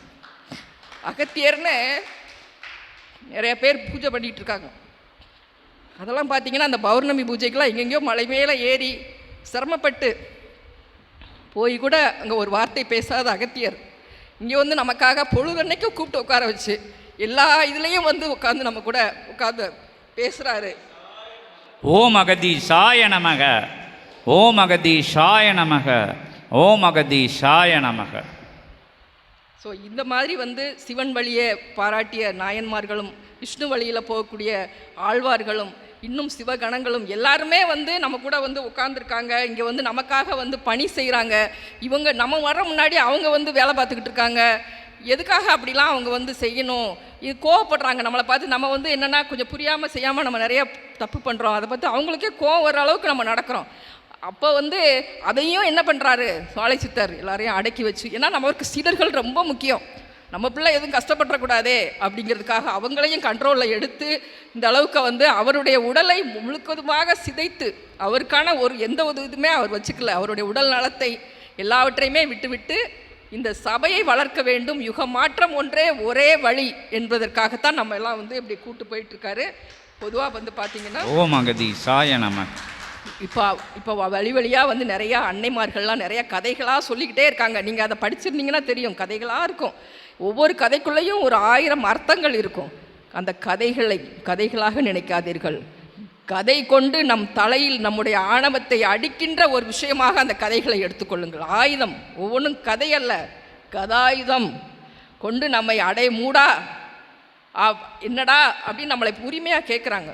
ஸோ இன்றைக்கு அந்த ஒரு 2 நாளைக்கு முன்னாடி அன்னை சாரதா தேவி ஒரு இது சொல்லுவாங்க, நம்முடைய சபையை ஒரு பஸ் மாதிரி ஒரு சகடை போல், அந்த சகடையிலலாம் நீங்கள்லாம் போயிட்டுருக்கீங்க, அதெல்லாம் நீங்கள் படிச்சிருப்பீங்க எல்லோரும் கேட்டிருப்பீங்க. ஆனாலும் எதுக்கு சொல்கிறேன் அப்படின்னா, ஒரு பஸ்ஸில் போயிட்டு ஒரு நிர்வாகம் பண்ணக்கூடிய ஒரு நிலையில் வாழைச்சித்தர் இருக்காங்க. அதை வந்து அகத்தியர் எளிமையாக புரிய வைக்கிறாங்க. நமக்கு ஓட்டிகிட்டு போகிறாரு. அதற்குள்ளே நம்ம உட்காந்துக்கிட்டு நாம் ஒரு நல்ல ஒரு பயணம் மேற்கொண்டிருக்கிறோம். நம்முடைய டெஸ்டினேஷன், அதாவது முடிவு எங்கே போகுது அதுதான் நமக்கு முக்கியமே தவிர்த்து பக்கத்தில் உட்காந்துருக்கவங்க எப்படி இருக்காங்க, அவங்க என்ன ட்ரெஸ் பண்ணியிருக்காங்க, இல்லை அவங்க என்ன பேசுகிறாங்க, எங்கேயோ வந்து அங்கே என்ன நடக்குது, அந்த ரோட்டில் ஏன் கொஞ்சம் மோசமாக இருக்குது, ரோடு ஏன் கொஞ்சம் பள்ளமாக இருக்குது, நல்லா நீட்டாக போட வேண்டியதானே, அப்புறம் காரில் வந்து ஓட்டையாக இருக்குது, சத்தம் கேட்குது, சவுண்டு ப்ரூஃப் பண்ணுங்கள், ஷாக் அப்சர்வர் போடுங்க, சொகுசாக இல்லை, இப்படி நம்ம வந்து அந்த உருப்படி இல்லாத விஷயங்களில் நம்முடைய எண்ணத்தை சிதறடிக்கிறோம். அப்படி போட்டிங்கன்னா எங்கேயாவது இறக்கி விட்டுருவோம். எங்கே தேனாம்பேட்டை சூப்பர் மார்க்கெட் இறங்கு அப்படின்னு ஒரு பாட்டு இருக்குது. அங்கங்கே ஸ்டாப் வந்தால் இறக்கி விட்ருவாங்க, பார்த்துக்கோங்க. அப்புறம் பயணம் கிடைக்காது, பயணம் இல்லாமல் போயிடும். அப்போ எது முக்கியமோ அதுக்கு மட்டும் நீங்கள் பண்ணுங்க அப்படின்னு சொல்கிறாங்க. ஸோ இந்த ஒரு விஷயத்தையும் இப்போ நான் இவ்வளோ சபையை பற்றி சொல்லிட்டாலும் இந்த யானையை வந்து 4 குருடர்கள் வந்து சேர்ந்து இப்படி தடை பார்ப்பாங்களாம். எப்படி இருக்குன்னா, முரம் போல் இருக்குது, இது தூண் போல் இருக்குது, துதிக்கையை பார்த்தா கயிறு போல் இருக்குது. ஒவ்வொருத்தரும் ஏன்னா கண்ணு தெரியாது. அப்போ எப்படி இருக்குது யானைன்னு கேட்டு ஒரு 4 குருடர்கள்ட்ட விட்டால் ஒவ்வொருத்தரும் ஒன்று சொல்கிறான். அதை போலத்தான் அந்த சபையுடைய மாண்பையும் அதனுடைய மாட்சியையும் அதனுடைய சூட்சுமத்தையும் நாம் இந்த மாதிரி நம்முடைய ஊனக்கண் கொண்டு பார்த்து ஓரளவுக்கு தான் சொல்ல முடியுது. இதை சொல்ல முடியாத விஷயங்கள் ஏகப்பட்ட விஷயம் இருக்குது. நம்ம அதெல்லாம் வந்து தெரிஞ்சுக்கணும்னா இன்னும் கொஞ்சம் இதோட பயணிக்கணும். ஸோ நம்ம இன்றைக்கி வலியுறுத்துகிற விஷயங்கள் 4 விஷயந்தான். தபஸ் பண்ணுங்கள், காலையில் இருந்துச்சா ஒரு பிரம்ம முகூர்த்தத்தில் உட்காந்து குருநாமம் பண்ணுங்கள், இந்த குருநாமத்தை சொல்லுங்கள். இப்போ இந்த குருநாமத்தை சொல்லும்போது நம்ம மனசு எங்கேயோ போயிடுது. நாமத்தை மனசு சொல்லிட்டே இருக்குது. திடீர்னு பார்த்தா அதுக்குள்ளேயே வேறு ஏதாவது நம்ம திங்க் பண்ணிடுறோம். ஸோ அப்படிலாம் கூட பரவாயில்லன்றாங்க. நீ விடாமல் சொல்லு. இப்போ அதுக்கு வந்து என்னென்னா ஒரு ஒரு ஒரு சீடர்கிட்ட ஒரு சபை இருந்துச்சு. அந்த சபையில் உங்களை மாதிரி கொஞ்சம் சீடர்கள். அதில் ஒருத்தர் வந்து பார்த்திங்கன்னா எப்பயும் சரியாக கேட்க மாட்டார், அந்த பாடத்தெல்லாம் கேட்க மாட்டார், அவருக்கு அதில் இன்ட்ரெஸ்ட் இல்லை. அப்போ இப்படியே போய்கிட்டே இருந்த உடனே மற்ற சீடர்கள்லாம் பாடமெல்லாம் முடிச்சிட்டாரு குரு. இந்த ஒருத்தர் மட்டும் கொஞ்சம் அமைதியாக இருக்கான். அவனுக்கு புரியல, அவனுக்கு பாடமெல்லாம் புரியல. ஆனாலும் என்னென்னா கூட இருக்கான். அப்போ என்ன சொல்கிறாரு, என்ன இந்த பையனை வச்சுட்டு ஒன்றும் பண்ண முடியலையே அப்படின்னு சொல்லி குருவே நினைக்கிறாரு, இவனை என்கிட்ட கிளப்பி விட்ருவோம், வேஸ்ட்டு இவன் வச்சுக்கிட்டு அப்படின்ட்டு கூப்பிட்டேப்பா நீ அப்படியே கிளம்பிடு, போயிட்டு கொஞ்சம் காலம் கழிச்சு வா, உனக்கு ஒன்றும் புரியலன்னு சொல்ல முடியாது, சொல்லாமல் சொல்கிறாரு, நீ போயிட்டு வாப்பா கொஞ்ச நாள் கழிச்சு வாப்பா அப்படின்னோடனே அவரும் குரு சொன்னால் சரிதான், நான் கிளம்புறேன் சாமி, ஆனால் எனக்கு ஏதாவது ஒரு மந்திரம் சொல்லுங்கள், நான் போய் சொல்லிகிட்டே இருக்கேன். இவனுக்கு ஏன்டா மந்திரம் சொல்கிறது, இவனுக்கே ஒன்றுமே புரியாதே அப்படின்ட்டு வானந்தி போனந்தி அப்படின்னு சொல்லு அப்படின்ட்டான். வானந்தி போனந்தி சரி அப்படின்னு போயிட்டான். 48 நாள் சொல்லு சரியாக வந்துடும் அப்படின்னோடனே போயிட்டான். போயிட்டு விடாமல் அந்த மந்திரத்தை எங்கேயோ உட்காந்து சொல்கிறான், வானந்தி போனந்தி வானந்தி போனந்தி வானந்தி போனந்தின்னு சொல்லிட்டே இருக்கான். உண்மையிலேயே நந்தீஸ்வரர் வந்து அவர் காட்சி கொடுத்துட்டான். நந்தீஸ்வரன் வந்து பார்த்துட்டான். பார்த்த உடனே அவனுக்கு புலகாங்கி தான். உடனே திருப்பி 48 நாள் கழிச்சு குருவை பார்க்க வரான். வந்துட்டு சாமி நீங்கள் சொன்னீங்க, சந்தீஸ்வரர் வந்துட்டார். என்னடா சொல்கிற அப்படிங்க. உண்மையில் சாமி வந்தார்ல அப்படின்னாப்புல. ஏன்டா இப்படிலாம் சொல்கிற அப்படி. உண்மை சாமி அப்படின்னா சொல்லு அப்படின்னா குருவுக்கும் சேர்த்து காட்சி கொடுத்தார் நந்தீஸ்வரன். அப்போ நாமங்களை சொல்கிறாங்க காலையில். அது ஒன்று தான் நம்மளுடைய முடிந்த அளவுக்கு நீங்கள் வந்து எல்லாருக்கும் நல்லது பண்ணுங்கள், எதாவது ஹெல்ப் பண்ணுங்கள். இப்போ நான் முடிந்த அளவுக்கு ஈகை, இப்போ முடிந்த அளவுக்கு ஈகை அப்படின்னா வந்து என்னென்னா நம்ம எப்போவே நித்திய ஆசி கொடுக்குறாங்க அம்மா. பாடுபட்டு தேடி பணத்தை புதைத்து வைக்கும் கேடுகட்ட மானிடர்கள் கூடு விட்டு ஆவி போன பின் யார்தான் அனுபவிப்பார் பாவிகால் அந்த பணம். நீ நல்லா தேடி வச்சுட்ட, வச்சு எல்லாத்தையும் பூட்டி வச்சுட்ட. இப்போ ஸ்விஸ் பேங்க்கில் போடுறாங்க. இப்போ முன்னாடிலாம் பூட்டி வச்சாங்க, இப்போல்லாம் என்னென்னா வெளிநாட்டுக்கு போய் அங்கங்கே பேங்க்கில் தான் நமக்கு கிரெடிட் ஆகுது. இப்போ இதெல்லாம் அடுத்த நாள் நம்ம இருப்போமான்னு நமக்கு நிச்சயம் இல்லை. இப்படியெல்லாம் வந்து நம்ம ஒரு செல்வம் அப்படின்னா எல்லாருக்கும் பகிர்ந்து அளிப்பது அப்படிங்கிற விஷயத்த நம்ம மறந்துட்டோன்னு அன்னை நம்ம ஔவையார் சொல்லியிருக்காங்க. ஸோ நம்ம அதையும் விட சிம்பிளாக சொல்லணும் அப்படின்னா, இப்போ நம்ம வந்து கஷ்டப்படுறோங்க, நமக்கு இவ்வளோ தாங்க சம்பளம் இருக்குது, என்னால் இவ்வளோ தான் கொடுக்க முடியும் அப்படின்னா அதுக்கு ஒரு பாடல் சொல்கிறார் திருமூலர். எல்லோருக்கும் மாம் இறைவனுக்கு ஒரு பச்சிலை. இப்போ நீங்கள் இந்த மாதிரி பழம் கூட வாங்கி வைக்க வேண்டாங்க, பூ வாங்கி வைக்க வேண்டாம். பக்கத்தில் ஒரு இலை கிடக்குதுன்னா அந்த இலையை எடுத்து போடுங்க. எல்லோருக்கும் எல்லோருக்கும் முடியும். ஒரு பச்சிலை எடுக்க முடியுமா? முடியும் தானே. எல்லோருக்கும் பசுவுக்கு ஒரு வாயுரை, பக்கத்தில் இருக்கக்கூடிய ஜீவராசிக்கு ஏதாவது ஒரு கைப்பிடி சாப்பாடு. எல்லோருக்கும் உண்ணும்போது ஒரு கைப்பிடி. பசியோடு ஒருத்தர் இருக்கான், நம்மளே எல்லாம் சாப்பிடக்கூடாது, ஒரு கைப்பிடி. இதுவும் முடியலையா, கடைசியாக ஒன்று சொல்கிறார், எல்லோருக்கும் பிறருக்கு இன்னுரை தானே. நல்லா இருக்கியாப்பா, ஏன் கஷ்டப்படுறியா, இந்த மாதிரி செய்ய, இப்படி பண்ணால் நல்லா வருமே, அந்த சபை ஒன்று இருக்குது அங்கே போய் பாரு, உனக்கு நல்லாயிருக்கும். இப்படியெல்லாம் நீங்கள் வந்து ஒரு சிம்பிளாக கூட நீங்கள் செய்யுங்க. ஆனால் வந்து ஈகை, இதெல்லாமே ஈகையோடு சேர்ந்தது. அதுக்கப்புறம் பிரபஞ்ச பணி அப்படிங்கிறது இந்த யுக மாற்றத்திற்காக நம்மை இந்த முருக சேனைப்படையுடன் இணைத்து கொள்வது.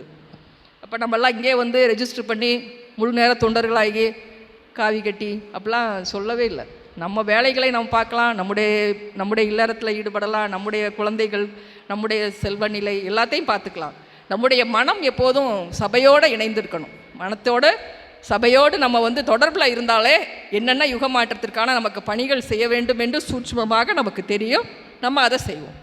இதை வந்து நம்ம வந்து நமக்குள் வந்து இது வந்து ஒரு உணர்வு தான், இது வந்து செயல் கிடையாது. நம்ம வந்து நினைக்கிறது இங்கேருந்து கிளம்பி இதுக்கு ஒரு ஸ்பெண்ட் பண்ணணும், காசு உணர்வால் மனதால் இருந்தாலே போதும். இதுதான் யுகமாற்ற பணி, பிரபஞ்ச பணி. இப்போ இன்றைக்கி வந்து இந்த சூட்சும நூல் வந்து நமக்குள்ளே இருக்குங்கிறத நம்ம உணரணும் ஃபஸ்ட்டு. அந்த உணர்ந்தாலே அடுத்த கட்ட பணிகள் நமக்குள்ளே வந்துடும். ஸோ நம்ம இன்றைக்கி வந்து சபையில் நிறைய வந்து நம்மளை சீர்திருத்துறாங்க. இந்த கணங்கள்லாம் வந்து நமக்காக நிறைய டீம் போட்டிருக்காங்க. வாழைச்சித்தரையா வந்து நிறைய டீம் போட்டிருக்காங்க. அந்த டீம்லாம் வந்து அந்தந்த வேலையை பார்த்துக்கிட்டு இருக்குது. முதல்ல உள்ளே வரும்போதே செக்யூரிட்டி டீம் இருக்குது. கணங்கள் நம்ம கிடையாது, கணங்களே செக்யூரிட்டி. இவங்கெல்லாம் ஓகேயா, இவங்கள்ட்ட இருக்க என்ன விளைநிலைகள் இருக்குது, இவங்க உள்ளே வந்தால் என்ன ஆகும், இவங்க வரலாமா, வந்தால் என்ன செய்யணும் அடுத்து. ஸோ இந்த செக்யூரிட்டி டீம் ஒன்று ரொம்ப ஸ்ட்ராங்கான, அதாவது என்ன 4 அடுக்கு பாதுகாப்பு மாதிரி இது வந்து பலாயிரம் அடுக்கு பாதுகாப்போட ஒரு டீம் ஒன்று இருக்குது. அந்த டீம் வந்து பாதுகாத்துக்கிட்டு இருக்குது. அப்போயே அதெல்லாம் கிராஸ் பண்ணி தான் நம்ம வர்றோம். அதுக்கப்புறம் ஸ்க்ரீனிங் டீம் ஒன்று இருக்குது. அந்த டீம் என்னென்னா நம்மளை அப்படியே ஸ்கேன் பண்ணும். இப்போ நீங்கள் ஒரு ஹாஸ்பிட்டல் போகிறீங்கன்னா ஒரு ஸ்கேன் ரிப்போர்ட் வச்சுருப்பீங்க. இதில் இன்னும் செய்தாயா, இன்னொரு டாக்டர்கிட்ட போனால் கிடையவே கிடையாது. எவன் சொன்னா, இன்னொரு காடு, இன்னொரு கப்பாரு, இதில் பார்த்தீங்களா ஒன்றுமே இல்லை, நீங்கள் இதை பண்ணால் போதும். இன்னொரு டாக்டர்கிட்ட போனால் அது கிடையாதுயா, இது ஹார்ட்டில் பிரச்சனை உனக்கு அப்படிமா. ஆனால் இந்த மாதிரியான விஞ்ஞானத்தை கடந்து மெய்ஞான ஸ்க்ரீனிங் டீம், இதில் நம்ம என்ன நினச்சாலும் அப்படியே தெரியும். இந்த டீமில் நம்ம ஏமாற்ற முடியாது. இந்த ஸ்க்ரீனிங் டீம் வந்து இந்த ஸ்க்ரீனிங் டீமில் நம்ம ஏமாற்றவே முடியாது. நம்ம அதனால தான் வந்து இந்த இந்த இந்த இடத்துல வந்து நம்ம எப்படி இருக்கோமோ அது அப்படியே தான் வந்து இதில் வந்து பொய்மை அப்படிங்கிற ஒரு இடத்துக்கு வழி கிடையாது. நம்ம எந்த ஒரு ஆடையும் எந்த ஒரு பாவனையும் எந்த ஒரு ஒரு முகமூடியோ எதுவுமே அணிந்து கொண்டு இங்கே உலாவ முடியாது. அதற்கான வழியே இல்லை. அதனால் நாம் முற்றும் துறந்து நாம் வந்து அமைதியாக இருக்கிறது நல்லது. நாமளாக இருப்பது நல்லது. நாம் உண்மையாக இருக்கிறது நல்லது. நம்மளை பற்றி நமக்கு தெரியாது, அவங்களுக்கு தான் தெரியும். அவங்க நம்ம எத்தனை ஜென்மாந்திரங்களாக நாம் வந்து கர்ம வினைகளை சுமந்து கொண்டிருக்கிறோம். இந்த கர்ம வினை பற்றி ஒரே ஒரு வார்த்தை சொல்லணும். என்ன அப்படின்னா, இப்போ நம்ம பல கோடி பிறவிகள் வந்திருக்கோம் அப்படின்னா ஒவ்வொரு இதுலேயும் ஒரு பிரச்சனை பண்ணியிருப்போம். அதெல்லாம் மூட்டை மூட்டையாக பின்னாடி வச்சுருக்கோம். நம்ம இப்போ நம்ம பார்க்கும்போது ஃப்ரீயாக இருக்க மாதிரி இருக்குது. இப்போ அந்த பின்னாடி பார்த்திங்கன்னா அத்தனை மூட்டைகள் இருக்குது. அந்த மூட்டைகள் நம்ம கண்ணுக்கு தெரியல. இதுதான் சஞ்சித கர்மம். இந்த ஜென்மத்தில் நம்ம கழிக்க வேண்டியது பிராரப்த கர்மம். ஒரு சின்ன ஒரு மூட்டையை மட்டும் திறந்து ஏய் இந்த இந்த ஜென்மத்தில் இதை கழிச்சுக்கோன்னு கொடுத்து விட்றாங்க. அதுலேயும் நம்ம என்ன பண்ணுறோன்னா திருப்பி பாவத்தை சேர்க்குறோம். அது ஆகாமிய கர்மமாக மாறுது, அடுத்த ஜென்மத்துக்கும் சேர்ந்து போகுது. ஆனால் ஒரு குருவை நீங்கள் சரணடைந்து விட்டால், சரணாகதி அப்படின்னா என் கைப்பொருள் ஏதும் இல்லை, என்னால் ஆவது ஒன்றும் இல்லை, நீயே உய்ய ஒரே வழி குருவின் திருவடி, உய்ய ஒரே வழி. எனக்கு எம்பியை தெரியும், எனக்கு வந்து சிஎம்ஐ தெரியும், பிஎம்ஐ தெரியும், அது பிரச்சனை இல்லை. சிஎம்க்கு உன்னை தெரியுதா, பிஎம்க்கு உன்னை தெரியுதா, அதுதானே முக்கியம். அனுகிரகம், குருவின் அனுகிரகம் இருக்கணும். நாம் வந்து எவ்வளவோ கேட்கலாம், குருவுக்கு அனுகிரகம் இருக்கணும்னா நாம் இந்த கர்ம வினைகளோடலாம் இருக்கிறோங்கிற தன்மை நமக்குள்ளே இருக்கணும். இந்த இவ்வளவும் வச்சுருக்கோம். அந்த சரணாகதி அடைஞ்சிட்டாலே அந்த கர்ம மூட்டைகள்னு சொல்லக்கூடிய அந்த விஷயங்களை, சஞ்சித கர்மாவை முற்றிலுமாக அழித்து விட வேண்டிய ஒரே ஆற்றல் குருவுக்கு மட்டும்தான் உண்டு. கலியுகத்தில் குருவின் காலடி பணிந்தால் இந்த சஞ்சித கர்மாவை முழுவதுமாக கரைத்து விடுவார். இந்த பிராரப்த கர்மம் அப்படிங்கிறது அனுபவித்து கரைக்க வேண்டிய சில வினைகள் இருக்குது. இப்போ அதற்காகத்தான் நமக்கு வந்து நம்முடைய கட்டமைப்பை நம்ம உள்ளுக்குள்ளேயே மாற்றுறாங்க. இப்போ இந்த டீமில் பார்த்தீங்கன்னா எமர்ஜென்சி டீம்னு ஒன்று இருக்கும். இந்த எமர்ஜென்சி டீம் என்ன பண்ணுன்னா, உடனே வந்து இவனுக்கு ஃபஸ்ட் எய்ட் பண்ணால் தாண்டா சரிப்படுவான், டக்குன்னு தூக்கிட்டு போ பக்கத்துலேயே வச்சுருப்பாங்க. அந்த எமர்ஜென்சி டீமில் போய் கொஞ்சம் கொஞ்சம் தான் இவன் இப்போ இல்லைனா அவன் வந்து பிரச்சனை ஆயிரும். அதனால் எமர்ஜென்சி டீம் ஒன்று இருக்குது. இதுக்கும் மேலே இருக்க ஒரு டீமு, அதான் சர்ஜரி டீம், ஸ்பிரிச்சுவல் சர்ஜரி. அதில் வந்து மாஸ்டர் வந்து நம்ம சோமகா வாழைச்சித்தர். அவருக்கு வந்து அவர் என்ன பண்ணுவார் அப்படின்னா, நவபாஷாணத்தை கொண்டு பலவிதமான நோய்களை முருகப்பெருமானுடைய அந்த ஒரு அபிஷேகத்தின் மூலம் நம்ம வந்து சரி பண்ண முடியும். இவர் தசபாசானத்தை கொண்டவர், அதையும் உள்ளடக்கி தசபாசானத்தை திருநீரின் வழியாகவே திருநீற்றின் மகிமையை நமக்கு சொன்னவர் நம்முடைய சோமகா வாழைச்சித்தர். இந்த ஒரு விஷயத்தில் அவர் ஒரு பிடகர், தலைமை பிடகர். அதற்கு ஆலோசனை சொல்பவர் நம்முடைய மாபெரும் அகத்திய பெருமான். அவருடைய ஆலோசனையின் கீழே ஒரு முதல் அதாவது ஆசானாக இருந்து இந்த சபையை வழிநடத்தி இந்த ஸ்பிரிச்சுவல் டீம் வரைக்கும், சர்ஜரி வரைக்கும் நம்மளை கொண்டு போய் எப்படி இவர்களை மாற்றுவது, முழுவதுமாக எப்படி இவர்களை சரி செய்வது என்பதற்கு ஒரு கவுன்சிலிங் டீம் இருக்குது. அவங்க போய் அவங்கள்ட்ட பேசுவாங்க, அவங்க இவங்கள்ட்ட பேசுவாங்க. இதா என்ன பண்ணுறது, இவங்களுக்கு இவ்வளோ நாள் ட்ரீட்மெண்ட் கொடுத்தா போதுமா, அடுத்து வந்து திருப்பி ஃபாலோ அப்புக்கு வரணுமா, எல்லாமே அவங்களே பேசிப்பாங்க. நமக்கு தெரியாது. நீங்கள் அறியாமலேயே அங்கே உங்களுக்கு அனஸ்தீசியா கொடுக்கப்படும். இப்போ அனஸ்தீசியா கொடுக்க போகிறேன்னு சொல்லிட்டு தான் போடுவான் நமக்கெல்லாம். இங்கே நமக்கு எப்போ அனஸ்தீசியா கொடுக்குறாங்கன்னே நமக்கு தெரியாது. சில விஷயங்கள் நாம் அறியாமலே நமக்குள் நிகழ்த்தப்படுகிறது. ஆனால் தான் அனஸ்தட்டிக் டீம் அவங்க. ஸோ இந்த மாதிரியாலாம் நமக்கு வந்து இங்கே விஷயங்களை வந்து இங்கே கொடுத்துக்கிட்டு இருக்காங்க. இந்த ஒரு சபையில் இன்றைக்கி சத்தியநாராயண பூஜை அப்படிங்கிற ஒரு பூஜை நிகழ்வு இருக்குது. சத்தியநாராயணராக இதில் வந்து நீங்கள் பேலை பார்த்தீங்கன்னா ஒரு சின்ன மிஸ்டேக் இருக்குது. சத்தியநாராயண அப்போ ராமா அப்படின்னு வருதா, ராமா அவதாரமாக அப்படிங்கிறதுல ரா பெரிய ரா போட்டாங்க, சின்ன ரா போடணும். ஏன் போட்டிருக்காங்க அப்படின்னா, ராமனாகவும் இவர் அவதரித்திருக்கிறார் ஒரு காலத்தில். அதையும் நமக்கு ஞாபகப்படுத்தணும் அப்படிங்கிறதுக்காக அவதாரமாக அப்படிங்கிறத ரா போட்டாங்க. அவதாரமாக ராமா அப்படின்னு இருக்கு.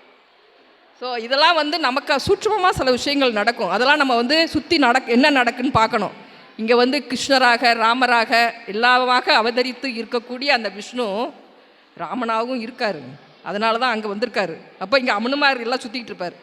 இப்போ என்ன அப்படின்னா, இந்த மாதிரியான ஒரு பூஜை அப்படிங்கிறது துங்கத்வஜன் அப்படின்னு ஒருத்தர் இருந்தார், ஒரு ராஜா துங்கத்வஜன். அந்த காலத்தில் அவர் வந்து நல்ல ஒரு சிறப்பான ஒரு ஆட்சி, நல்லா எல்லாருக்கும் உதவி பண்ணுவார். அப்படி இருந்த ஒரு ராஜா ஒரு முறை காட்டுக்கு போகும்போது அங்கே பூஜை பண்ணிகிட்டு இருக்காங்க இடையர்கள், ஆயர் குலத்தை சேர்ந்தவங்க. என்ன பூஜை அப்படின்னா சத்யநாராயண பூஜை அப்படின்னு அவங்க சொல்கிறாங்க. எல்லாருமே எளிமையானவங்க, ஆடு மாடு மேய்ச்சிக்கிட்டு இருக்கவங்க. அங்கே அவங்க விமர்சையாக அங்கே பண்ணிக்கிட்டு இருக்காங்க. அப்போ இவர் ஓரமாக உட்காந்துருக்காரு. எல்லாம் முடிச்சுட்டு ராஜாவுக்கு வந்து பிரசாதம் கொடுக்குறாங்க. ராஜா என்ன பண்ணுறாரு, சரி இவங்க ஒரு எளிய நிலையில் இருக்கவங்க அப்படின்ட்டு அதை வந்து அவர் அலட்சியப்படுத்திடுறாரு. வேண்டாம் வேண்டாம் நீங்கள் சாப்பிடுங்க அப்படின்னு சொல்லிட்டு கிளம்பிடுறாரு. அதை அலட்சியப்படுத்துறவருடைய காரணமாக அவருடைய நாடு எல்லாத்தையும் இழக்கிறார். அவர் எதிர்பாராத விதமாக அங்கே வந்து நிறைய விஷயங்களை இழந்து அவர் தெருவுக்கு வந்துடுறார். அப்போ தான் அவருக்கு புரியுது, அதை எளிமையான மக்கள் வணங்குகின்ற அந்த சத்யநாராயண பூஜையை நம்ம வந்து இந்த மாதிரி தவிர்த்துட்டோமே. அதுக்கப்புறம் தான் அவர் அதை உணர்ந்து மிகப்பெரிய ஒரு பூஜையை நடத்தி அவருடைய நாடு எல்லாமே திரும்ப அவர் கிடைக்கிது. ஸோ எல்லார் மக்களும் எல்லாருமே நல்லபடியாக உய்ய வேண்டும், நல்ல ஒரு மகிழ்ச்சியாக இருக்க வேண்டும் என்று நினைக்கக்கூடிய சத்யநாராயண பூஜை எங்கு நடக்கிறது என்றால் உடையவர் என்று சொல்லக்கூடிய ராமானுஜர் மண்டபத்தில். அதாவது ஸ்ரீரங்கநாதருக்கு உடையவனே அப்படின்னு சொன்னாராம். ஸ்ரீரங்கநாதர் அப்பா, ஸ்ரீரங்கநாதரே வந்து எனக்காக நீ வந்து பணி செய்யணும் அப்படின்னு அவரை வந்து ராம அனுஜன், அதாவது லக்ஷ்மணராகவும் அவர்தான் பிறந்தார், ஆதிசேஷனாக அவர்தான் அவதாரம் எடுத்தார். இந்த இதில் வந்து ராமானுஜன், ராமன் ப்ளஸ் அனுஜன், ராமனுக்கு சகோதரன் ராமானுஜன் லக்ஷ்மணனாக திரும்பியும் பிறக்கிறாரு. பிறந்து நிறைய விஷயங்கள், 4000 திவ்ய பிரபந்தங்கள், பலவிதமான அந்த ஆன்மீக சேவைகளை எல்லாம் அவருடனே இருந்து செய்து இன்றைக்கு ஒரு 1000 வருடங்களுக்கு முன்பாக வாழ்ந்த இந்த ராமானுஜர் மண்டபத்தில் அவர் வந்து அதாவது ஸ்ரீரங்கத்தில் இன்னும் அவருடைய உடலை நீங்கள் பார்க்கலாம். அப்படியே பாடம் பண்ணி இருக்கார், அப்படியே உயிரோடு இருக்கார். அப்படி ஒரு மகான் அவருடைய பேரில் அமைந்திருக்கின்ற இந்த ஒரு மண்டபத்தில் அந்த மாதிரி வந்து நடக்கணும் அப்படிங்கிறது ஒரு நிகழ்வு.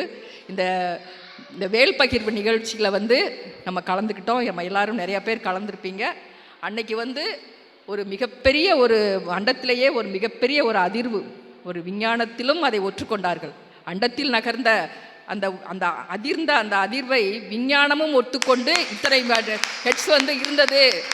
அது என்னவென்று புரியாவிட்டாலும் கூட அந்த அதிர்வு, அதாவது இது வந்து பிரபஞ்ச பேரன்பு தினம் அப்படின்னு வேல் பகிர்வு விழான்னு அகத்தியர் அதுக்கு பேரிட்டார்.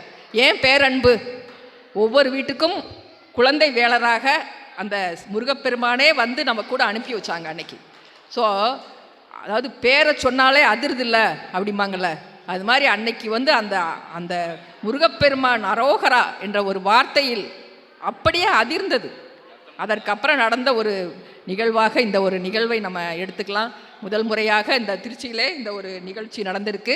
இந்த 27,000 கோடி லோகங்களுக்கும் அந்த வேல் பகிர்ந்ததைப் போல, அங்கெல்லாம் வந்து மாற்றங்கள் நிகழ்ந்ததைப் போல இந்த ஒரு பிரபஞ்ச முழுவதிலும் நம்முடைய கிளை சபைகள் ஆழி தாண்டி எல்லா நாடுகளிலும் பரவ வேண்டும். நம்முடைய இல்லங்களில் நிறைய இல் சபைகள் இருக்கணும், நிறைய கிளை சபைகள் சகடைகள் வான்வெளியாக போகி எல்லா லோகங்களுக்கும் எப்படி முருகப்பெருமான் மயிலேறி சென்று அனைத்து லோகங்களையும் காத்து வருகிறாரோ அதுபோல வாழைச்சித்தர் அவருடைய சகடையில் ஏறி எல்லா லோகங்களையும் இந்த கர்ம யுகம் அப்படிங்கிற ஒரு விஷயத்திலிருந்து நம்மை எல்லாம் காப்பாற்றி நற்கதி அருள்வார். யுகமாற்றம் நிகழ்ந்தே தீரும், தர்மக்கொடி எங்கும் பறக்கும், தர்ம யுகம் மலரும். நாமும் அதற்கு ஒரு அணில் போல, இந்த ராமர்னு எதுக்கு வந்தார் அப்படின்னா, ராமர் வந்து சேது பாலம் கெட்டும்போது போய் பார்க்குறாங்க, அந்த குரங்குகள் எல்லாம் ஓடுது, பெரிய பெரிய பாறைகளை தூக்கி போய் அப்படியே அந்த பாலம் அமைக்குது. அப்போ ஒரு அணில் வந்து நாம் என்ன செய்ய முடியும் அப்படின்னு யோசிக்குது. நம்மளாலே செய்ய முடியும் அப்படின்னு சொல்லிட்டு அது போய் நம்ம என்ன பண்ணுது, அந்த கடலில் போய் அப்படி மூழ்குது, மணலில் போய் அப்படி பெறலுது, மேலெல்லாம் கொஞ்சம் துகள்கள் ஒட்டுது, போய் அந்த பாறைகள் கடையில் அப்படி உதுத்து விடுது. ஸோ அந்த கேப்பை ஃபில் பண்ணுதான். உடனே திருப்பி போகுது, திருப்பி வந்து ஃபில்லப் பண்ணுது. இப்படி 14 நாள் அந்த வேலையை செஞ்சுக்கிட்டே இருக்குது. அப்போது கடைசி ஒரு 4வது நாள் 3 நாள் வேலை முடிந்து 4வது நாள் அதை பார்வையிட ராமர், லக்ஷ்மணர், சுக்ரீவன் எல்லாருமே வராங்க, விபீஷணன் எல்லாம் வராங்க. என்ன இந்த அணில் என்ன பண்ணிகிட்ருக்கு அப்படின்னு ராமர் பார்க்குறாரு. இது போய் வேக வேகமாக போய் முழுகுதான், அப்புறம் திருப்பி ஓடியாருது, திருப்பி போடுது, திருப்பி போகுது. எப்படியாவது இந்த பாலத்தை கட்டிவிட வேண்டும், இன்றுடன் அந்த பணி முடிய வேண்டும் அப்படிலாம் அதை சொல்லிக்குது. அடாடாடா, இதற்குள்ள ஆசையை பாருங்களேன், எந்த அளவு ஒரு அர்ப்பணம் இருந்தால் இதை செய்ய முடியும்.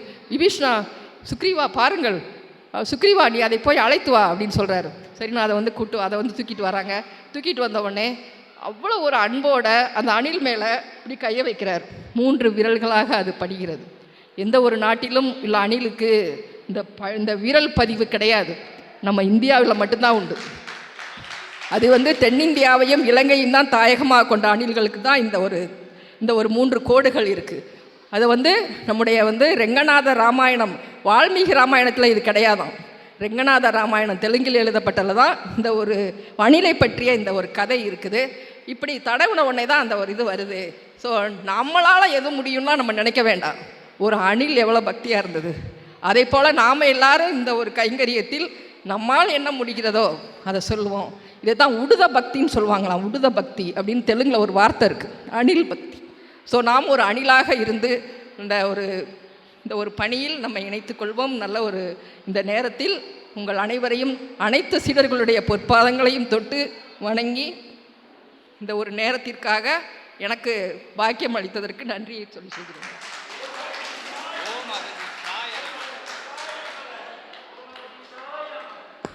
ஓம் அகதீஷாய நமக, ஓம் அகதீஷாய நமக, ஓம் அகதீஷாய நமக. பிரபஞ்ச மகா அகத்திய வாழை சித்த சபை திருவடிகள் போற்றி போற்றி. ஓம் அகதீஷாய நமக. என்னதுமா வந்திருக்கிறவங்க, தூர வழியில் இருந்து வந்திருக்கிறவங்க, வர நினச்சி வராமல் போனவங்க, வர முடியாதவங்க எல்லாருக்கும் சபையின் சார்பாக நன்றியை தெரிவித்து, அற்புதமாக அங்கேருந்து இந்த பதிவு எப்போ வரும் அப்படின்னு காத்துக்கிட்டு இருக்கிற நம்ம சபை சீடர்களுக்கும், ஏதோ கால சூழலினால் ஏதோ வர இயலாமையினால் இருக்கிறதுக்கு வருத்தப்பட வேண்டாம். காலையிலே பதிவு போட்டு விட்டாச்சு. வரணும்னு நினச்சாலே புண்ணியம். சத்யநாராயண பூஜை அவங்க வீட்டில் நடந்த மாதிரி தான் சித்த சபை சீடர்களுக்கு உயர் சரணாகதி கண்ட சீடர்கள் இல்லங்கள் தோறும் சத்யநாராயண பூஜையை சூட்சமத்தில் பார்த்து மகிழ்வாங்க. உறக்கத்தில் காட்சியாக தெரியும். அப்படிங்கிற நினச்சி யாரும் வருத்தப்பட வேண்டாம். நம்ம திருச்சி எல்லைக்கு போக முடியலையே, போகையில் சித்தர்கள்லாம் அந்த வாகனங்களில் விட்டுட்டு போயிட்டாங்களே, நமக்கு கரெக்டான நேரத்துக்கு அந்த தொடர் வண்டி அதில் பயணம் செய்வதற்குண்டான அந்த சீட்டு கிடைக்காமல் போயிடுச்சு, டிக்கெட்டு கிடைக்காமல் போயிடுச்சு அப்படின்னு வருத்தத்தில் இருப்பாங்க. வருத்தப்பட வேண்டாம். சிவசபை சீடர்கள் சித்தனோடு தான் இருக்கணும், வளம் வரணும், நடக்கக்கூடிய சச்சங்கத்தில் கலந்துக்கிடணும் அப்படிங்கிற சிவசபையோட, சித்தனோட, சிவ மார்க்கத்தோட, அகத்திய மார்க்கத்தோட கலந்திருந்தாலே போதும். நீங்கள் எங்கே இருந்தாலும் உங்களுக்குள்ள சித்த சபை கலந்து, அகத்தியம் கலந்து அற்புதம் நிகழ்த்தும். எல்லாரும் பார்த்துட்டு வரேன்னு சொல்லி வந்தவங்க, எத்தனிச்சவங்க எல்லாருக்கும் சித்த சபையில் இருந்து, அகத்திய பெருமான் திருப்படியில் இருந்து நன்றியை தெரிவிச்சுக்கிட்டு, வாழ்த்தை தெரிவிச்சுக்கிட்டு, எல்லாம் சாயந்தரம் நேரலை மூலமாக இந்த விஷயங்கள் பகிரப்படும். உங்களுக்கு இல்லங்கள்லேருந்து கண்டுகளிங்கள்.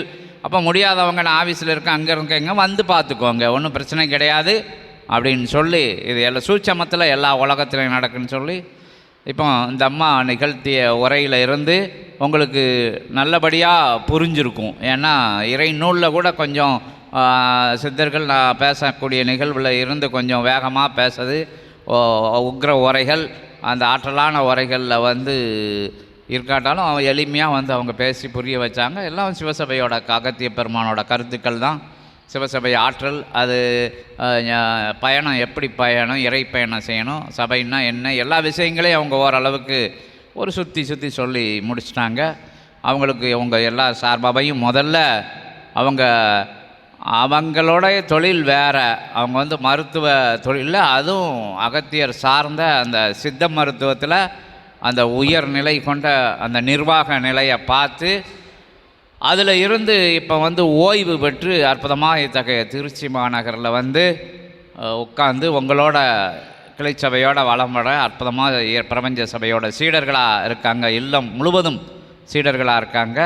அவங்களுக்கு எல்லாரோடைய சார்பாகவும் பேச்சாளராக அறிமுகமாகுதாங்க. சித்த சபை விழா மேடைகளில் பேசி அவங்க ஒரு ஆன்மீக சொற்பொழிவாளராக, இறை சொற்பொழிவாளராக ஒரு ஞானத்தை மக்கள்கிட்ட எப்படி கொடுக்கணும், பிரபஞ்சத்தோடு எப்படி வாழணும் அப்படின்னு, பிரபஞ்சத்தோடு எப்படி இணைஞ்சு பயணப்படணும் அப்படின்னு சொல்லி சித்த சபையோட கொள்கை பரப்பு நிலையில் அவங்க இருந்தால் கூட, அவங்க ஒரு சித்த சபைனா என்னது, பிரபஞ்சத்தோட கொள்கை பரப்பு நிலையில் கொண்ட பேச்சாளர்கள். அவங்க பதவியெல்லாம் நம்ம இங்கே கிடையாது, கொடுக்கவும் மாட்டோம், அது வேறு விஷயம். ஆனால் அவங்கள அந்த நிலையில் உயர்த்தி வச்சு சபை பார்த்து அவங்க வளரும் பேச்சாளராக வரணும் அப்படிங்கிறது சபையோட எண்ணம். அது அவங்களுக்கு தெரியப்படுத்தியிருக்கு. அவங்க ஏதோ ஓய்வடைஞ்ச நேரம் நீங்கள் ஓய்வு எடுக்கக்கூடாது, நீங்கள் இறைப்பணி செய்யுங்க அப்படின்னா அவங்க செஞ்சுக்கிட்டு தான் இருக்காங்க.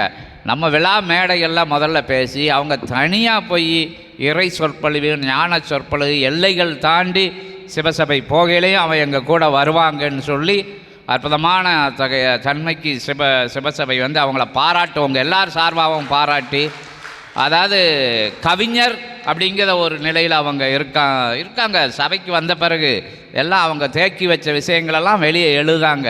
அது ஆதி கைலாய சிவசூட்சம நூல் வருதோ, அது என்ன சூட்சம நூலில் வருதோ, ஞான சூட்சம நூலில் வருதோ தெரியாது, கவிதைகள் அற்புதமாக எழுதிட்டு வராங்க. அதெல்லாம் பின்னாடி புத்தகங்களாக போட போகுது. அந்த விஷயங்களெல்லாம் இப்போ தேக்கி வச்சுருக்கு. அவங்க டெய்லி எழுதிக்கிட்டு வராங்க, நித்த நட்டம்.